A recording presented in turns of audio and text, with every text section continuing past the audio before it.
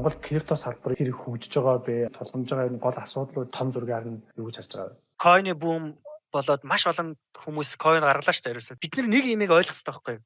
Юу аваад байгаа вэ гэдгээ ойлгох хэрэгтэй. Нэг хадаас авахд хүртэл одоо тэр нь бүдүүн, нарийн, урт богино гэж мэдэн шүү дээ. Юу авж байгааг нь мэдэн шүү дээ. Тэр юунд ашиглахаа мэдэн шүү дээ. Тийм үстэй. Тэрэн шиг ер нь бүх айсет, бүх хөрөнгө чинь өөрсдийн гэсэн зорилготой, өөрсдийн гэсэн үнцэнтэй, өөрсдийн гэсэн хэрэглээтэй байхгүй да. Түүхэнд бүх юм. Одоо сая алт гэж ярьлаа commodities хүртэл commodities ер нь ямар хэрэгтэй юунд ашиглах юм. Тэгэнгүүт эн чинь өөрөө цаана үнцэн нь болохоор safe haven буюу аюулгүй айсет тал руугаа тийм үү?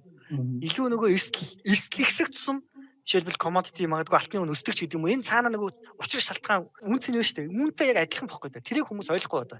Тэр нь юу гэсэн үг вэ гэхээр тодорхой хэмжээнд буюу одоогор крипто дээр одоо магадгүй хэдэн coin вэ? За би coin market-аас зүгээр хараад харъя л да. За 10,000 coin лизлэгдсэн байлаа гэж бодъё. Энэ 10,000 coin-ы чинь 80%, 90% нь цаана тодорхой бүтээгдэхүүн санал болгож байгаа үйлчлэгээтэй цаана багтай байхгүй да. Тэгэхээр миний хэлэх гэдэг санаа бол юу авж байгаагаа хүн ойлгох ёстой ерөөсөө хамгийн эхлээд. Энэ чинь өөрөө юу ямар бүтээгдэхүүнийг санал болгоод байгаа юм бэ? Хэн гаргасан юм бэ? Тэ?